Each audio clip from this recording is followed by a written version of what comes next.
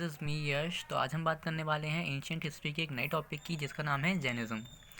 तो topic start करने से पहले मैं बताना चाहूँगा कि ये जो जैनिज़्म है और इसका जो नेक्स्ट पार्ट होगा बुद्धिज़्म, ये दोनों एक ही पार्ट है। बट मैंने स्लाइड बड़ी ना हो जाए, वीडियो बड़ी हो जाएगी, इस वजह से इसको ब्रेक डाउन कर दिया दो पार्ट्स में। ठीक है, तो हम नए टॉपिक की बात कर रहे हैं। इसमें देखो क्वेश्चंस जो आते हैं मेनली कोई भी एग्ज़ाम हो, चाहे वो स्टेट पीसीएस हो, यूपीएससी हो या एसएससी हो, या फिर रेलवे का एग्ज़ाम हो, उसमें से इस टॉपिक में से क्वेश्चंस आते ही आते हैं। तो ये मोस्ट इंपॉर्टेंट टॉपिक है ये, प्लस वो बुद्धिज़्म वाला, इसमें से क्वेश्चंस आते ही आते हैं एवरी ईयर। तो चलिए स्टार्ट करते हैं अपना सेशन। ये कुछ इन्फॉर्मेशन है मेरे बारे में। चलिए, तो पहले बताना चाहूँगा कि भाई जो पहले के टाइम में हमने वैदिक कल्चर पढ़ा था, उस टाइम पे क्या था, जो ब्राह्मण्स का डोमिनेटेड थे बहुत। ब्राह्मण उस टाइम पे डोमिनेंसी किसकी थी? ब्राह्मण्स की थी। तो भाई फिर अब ये जैनिज़्म कैसे आई? तो देखो, उस टाइम पे हमने पढ़ा था चार तरीके के धर्म होते थे। पुरुषार्थ कितने तरीके का होता था? चार तरीके का होता था। कौन सा? ब्राह्मण, क्षत्रिय, वैश्य और शूद्र। ये चार चार तरीके की वर्गीकरण किया था उन्होंने जाति के धर्म के आधार पर। ठीक है, तो अब जब उस टाइम पे ब्राह्मण्स क्या थे, बहुत ब्राह्मण्स की चलती थी, मतलब प्रभाव जो है ब्राह्मण्स का बहुत ज़्यादा था। तो ये बात क्षत्रियों को अच्छी नहीं लगती थी, क्योंकि भाई उन लोगों का जो लेवल है वो अपने आप को डिग्रेड फील कर रहे थे। तो इस तरीके से जब वो लोग डिग्रेड फील करने लगे तो उन्होंने बोला कि हम ब्राह्मण्स को ना रिप्लेस करेंगे। अब जो भी रिचुअल्स हैं, जो भी पूजा पाठ हैं, वो खुद करेंगे, खुद से स्टार्ट करेंगे। तो इसी तरीके से उन्होंने अपना एक नया धर्म स्टार्ट किया, और उसी धर्म से क्या हुआ, ऐसे ही अलग अलग कर करके 64 जो है धर्म, नए सेक्ट्स जो है रिलीजन के, वो बने। ठीक है, तो इस चैप्टर के बेसिस पे हम थोड़ा सा हिस्टोरिकल बैकग्राउंड देख लेते हैं। जो सुप्रमसी थी ब्राह्मण और क्षत्रिय के बीच में, वो इतनी बढ़ गई कि क्षत्रियों ने खुद से ही फिर रिलीजियस जो रिचुअल्स हैं वो करना स्टार्ट कर दिया, और इस तरीके से 64 सेक्ट्स जो है रिलीजन के बने।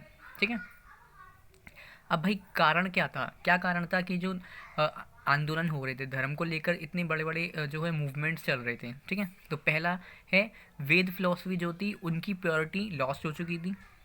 ब्राह्मण्स के बीच में जो सुप्रमेसी को लेकर एक डोमिनेंसी थी, उसको लेकर काफ़ी सारा विद्रोह हो रहा था सोसाइटी में, है ना। क्योंकि क्षत्रिय बोल रहे थे कि हम सुपीरियर हैं, ब्राह्मण बोल रहे थे कि हम सुपीरियर हैं, है ना। तो इस चीज़ को लेकर काफ़ी अनरेस्ट है सोसाइटी में। तीसरी चीज़, जो वैदिक रिलीजन है वो बहुत कॉम्प्लेक्स हो गए थे, क्योंकि ब्राह्मण्स नए नए जो है रिचुअल्स लेके आ रहे थे, नए नए तरीके लेके आ रहे थे पूजा पाठ करने के, है ना। फिर नेक्स्ट है अपना कि वैश्य, अब ब्राह्मण क्षत्रिय हो गए, अब वैश्यास भी ये करने लगे, अपना जो है स्टेटस इम्प्रूव करना चाहते थे सोसाइटी में। तो इस तरीके से उन्होंने अपना एक नया धर्म स्टार्ट किया जिसको हम बोलते हैं जैनिज़्म। ये जैनिज़्म भी आगे जाके दो पार्टों में डिवाइड हो जाएगा, जैनिज़्म और बुद्धिज़्म। ठीक है, चलिए नेक्स्ट। तो अब मेन टॉपिक की बात करते हैं। जैनिज़्म का जन्म कैसे हुआ? महावीर स्वामी जो थे, वर्धमान महावीर जिनको बोलते हैं, उन्होंने इसकी स्थापना की थी। कब? 600 बीसी से लेके 400 बीसी तक। ठीक है, वर्धमान महावीर के खुद का जन्म कब हुआ था? 540 से लेके 467 बीसी के बीच में। कहाँ पर हुआ था? वैशाली में हुआ था। और ये वैशाली कहाँ पड़ती है? बिहार में पड़ती है। ठीक है, इनके फादर कौन थे? सिद्धार्थ थे, जो क्या थे? क्षत्रिय क्लेन, जो क्षत्रिय एक क्लेन है वज्जी में, उनके एक फेमस हेड थे। ठीक है, यानी जो क्षत्रिय क्लेन है उसका उसके हेड थे। कहाँ पर? वैशाली में। अभी वैशाली भी कहाँ पड़ती है? बिहार में पड़ती है। इनकी माता का नाम था त्रिशला, जो किसकी बहन थी? चेतक, राजा चेतक की बहन थी। अभी चेतक राजा कौन है? जो वैशाली का क्या है? राजा है। अब देखो यहाँ से एक मैं बताना चाहूँगा आपको कि जो चेतक राजा है, इसकी रिलेशन कहीं ना कहीं किन से बनेंगे? हरियनका डायनेस्टी से और जैनिज्म से, दोनों को डील करेगा। कैसे? देखो यहाँ पर ये अपनी बेटी को दे रहा है, सॉरी अपनी बहन को दे रहा है त्रिशला को। किन के लिए? सिद्धार्थ के लिए, यानी वर्धमान महावीर की माँ बनेंगी। और जो अपनी बेटी को ये देगा वो हरियनका डायनेस्टी के बिंबिसार को देगा। तो इस तरीके से वो किसकी माँ बनेंगी? अजातशत्रु की माँ बनेंगी। तो हम बोल सकते हैं कि कज़न ब्रदर हो गए महावीर स्वामी और बिंबिसार, सॉरी अजातशत्रु। अजातशत्रु और महावीर क्या हो गए? एक दूसरे से जो है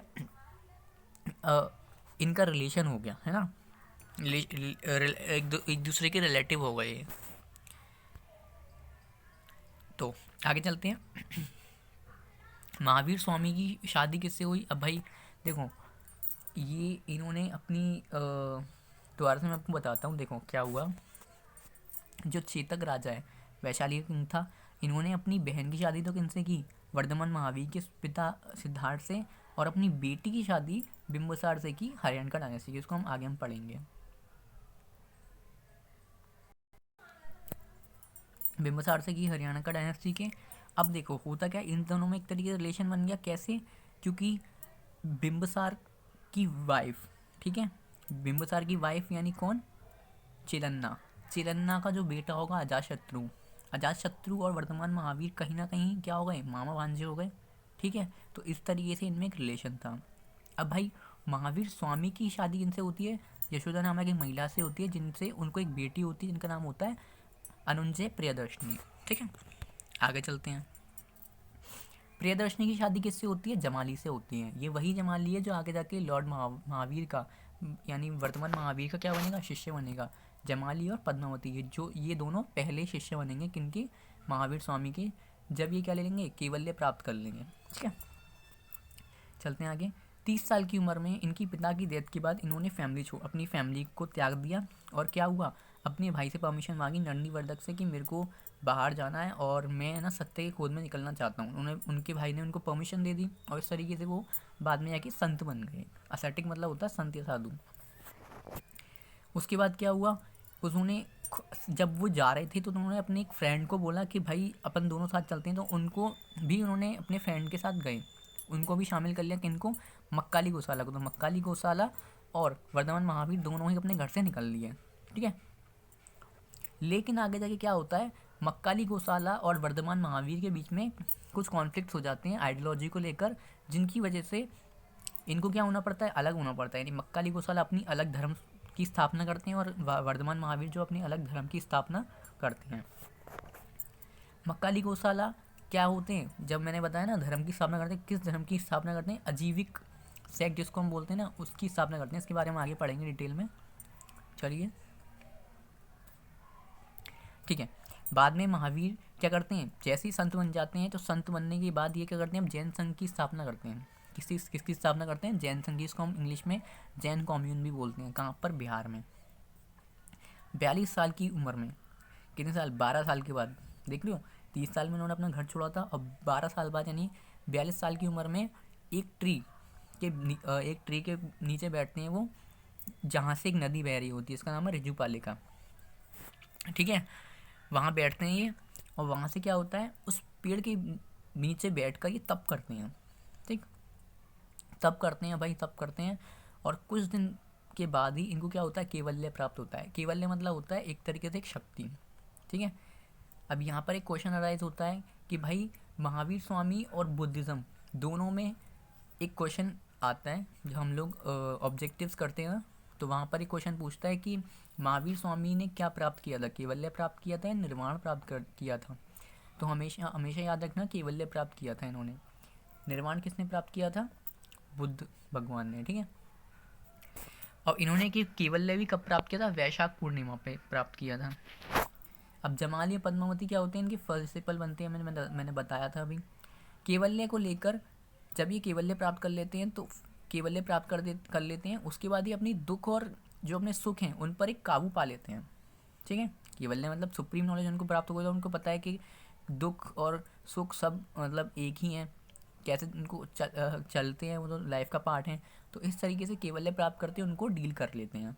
ठीक है, अब क्या होता है, जब ये कैवल्य प्राप्त कर लेते हैं तो कुछ ना कुछ तो इनका नाम बढ़ेगा। जब भगवान का नाम देते हैं वैसे इनका नाम होता है। फिर इनको किस नाम से जाना जाता है, जैसे केवलन यानी परफेक्ट लर्न, जिसको हर चीज़ की जानकारी हो। ठीक है, जितेंद्र मतलब होता है जिसको अपने सेंसेस पे कंट्रोल हो।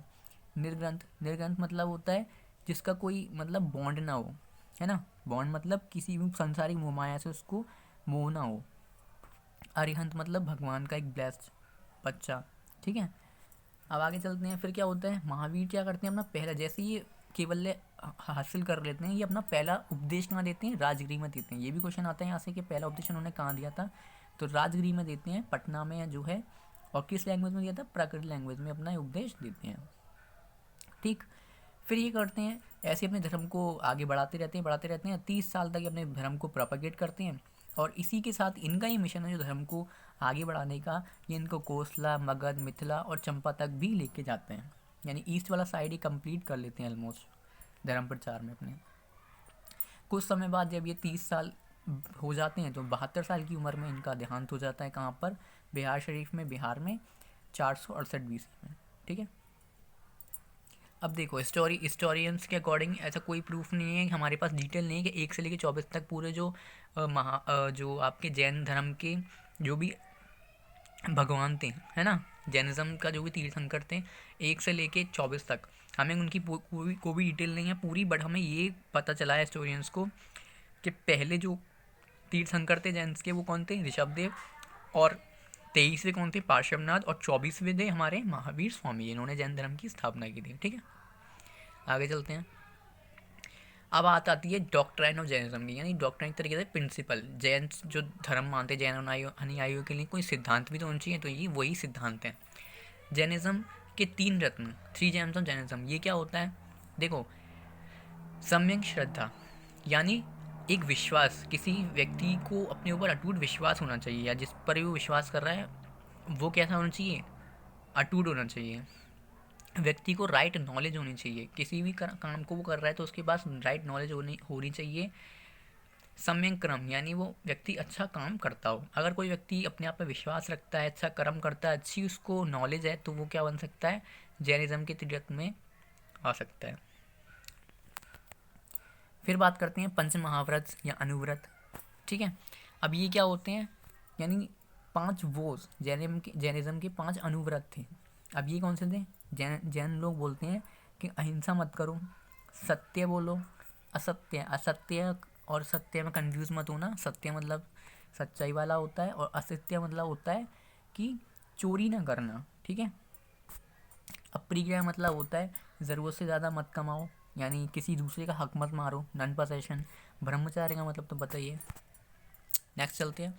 अब देखो, अब बात आती है आजीविकाज़्म की। तो आजीविकाज़्म वही थे जैसे मक्काली गोसाला थे ना, जो महावीर स्वामी के साथ जाते हैं, फिर कुछ डिफरेंस ओपिनियन को लेकर हो जाते हैं उनके बीच में, तो फिर ये जो मक्काली गोसाला है वो अपना अलग धर्म बनाते हैं, तो ये वही धर्म है आजीविकाज़्म। ठीक है, तो यहाँ हम पढ़ते हैं आजीविकाज़्म किस में फाइंड किया था? ठीक है, फाउंड किया था मक्काली गोसाला ने। अब देखो, आजीविकाज़्म किस पर बिलीव करते हैं? नियति पर बिलीव करते थे। ये बोलते हैं कि जो लिखा है वो होकर रहेगा, ये सब कुछ प्री डिटरमाइंड है। ठीक है, अब ये जब बोलते हैं कि यार कुछ सब चीज़ें पहले से डिसाइडेड हैं, हम लोग बोलते हैं कि जो आपके भाग में लिखा है वो होएगा, तो फिर लोग कर्म ही नहीं करेंगे, है ना। इस तरीके से जो कर्म का लो है, कहते हैं ना कर्मा बिलीवर, या कर्म पे विश्वास करने वाला, तो उस पर तो कर्म पर तो विश्वास करेंगे नहीं, फिर तो लोग कुछ करेंगे ही नहीं, ये बोलेंगे जो होना है सो होएगा, है ना। तो ये चीज़ इनकन्सिस्टेंट थी इन चीज़ इसके साथ, यानी आजीविकाज़्म जो है वो एक तरीके से पैराडॉक्स था किसका? कार्मिक लॉ का। पैराडॉक्स नहीं, हम ये बोल सकते कंट्रोवर्शियल था कार्मिक लॉ के। अब ये किस पे फोकस करता था कि सिंपल रहो, किसी प्रकार की कोई निर्वाण या मोक्ष की चिंता मत करो, यानी जीवन मरण की चिंता मत करो, सिर्फ सिंपल लाइफ अपनी जियो। गोसाला बिलीव करते थे कि हर जो चीज़ है इस यूनिवर्स में वो एटम से बनी हुई है। एक क्वेश्चन यहाँ से ये भी आता है कि किस बेसिस पर इन्होंने ये कहा है कि सब चीज़ें पहले से डिसाइडेड, तो एटमिक थ्योरी पर इन्होंने ये चीज़ कही है। तो ये बोलते थे कि यूनिवर्स में हर चीज़ एटम से बनी हुई है, और जो एटम मूव करते हैं वो फ्रीली मूव करते हैं। जो फोर्स एटम को मूव कराती है वो फ्री फोर्स होती है, वही फोर्स कैसी होती है? नेचुरली। तो हम ये बोल सकते हैं जिस तरीके से एटम मूव करते हैं फ्रीली, उस तरीके से कोई भी व्यक्ति, है ना, कोई व्यक्ति भी तो एटम से बना हुआ है, जो उसके आसपास की सराउंडिंग है वो भी एटम से बनी हुई है। तो जब एटम फ्रीली मूव करते हैं, नेचुरल फोर्सेस से मूव करते हैं, तो वो उस व्यक्ति के जो भी उसकी लाइफ में होगा वो भी नेचुरली होगा, है ना। तो इस तरीके से हम ये मान लेते हैं कि जितनी व्यक्ति की ज़िंदगी में अच्छी या बुरी चीज़ें होती हैं वो उसकी इंटरवेंशन के बिना होती हैं, यानी उसको कुछ करने की ज़रूरत नहीं है, चीज़ें अपने आप ही हो जाती हैं, है ना। तो ये एक तरीके से कॉन्ट्रोवर्शियल था कि फिर तो लोग कुछ करेंगे ही नहीं, काम करेंगे नहीं, कर्म पे विश्वास करेंगे नहीं, अच्छा बुरा जो भी होगा वो फिर कर्म कोई करेगा ही नहीं, है ना। तो इस तरीके से कॉन्ट्रोवर्शियल था ये जो इनका धर्म था विकास में। अब चलते हैं प्रिंसिपल ऑफ जैनिज्म पे। देखो, इन्होंने ये माना कि वेद और जो वैदिक रिचुअल्स हैं उनको कोई उनकी अथॉरिटी जो है रिजेक्ट कर दी। भगवान पे विश्वास नहीं रखते थे, ये विश्वास करते थे कर्म में, ट्रांसमाइग्रेशन ऑफ सोल में। ट्रांसमाइग्रेशन मतलब एक तरीके इनकारनेशन, यानी पुनर्जीवन जिसको बोलते हैं ना, उसमें पुनर्जीवन में विश्वास रखते थे। ये इक्वालिटी पर ज़्यादा मतलब इम्फोसिस करते थे। अब इनके काउंसिल कहाँ हुए, यानी उपदेश जो इन्होंने दिए, उसके बाद इनकी सभाएं भी होती थी। तो पहली सभा कहाँ हुई इनकी, जो जैनिज़्म की पहली सभा हुई थी वो स्थूल बाहु जो दिगंबर समाज से थे, दिगंबर थे जो, उन्होंने कराई कहाँ पर, पाटलिपुत्र में 3 BC में। ठीक है। सेकंड जो काउंसिल हुई वो कहाँ हुई जैनिज़्म की, वो हुई वल्लभी में 512 AD में। ये किसने कराई, द्रौपदी शमार्स शमार्स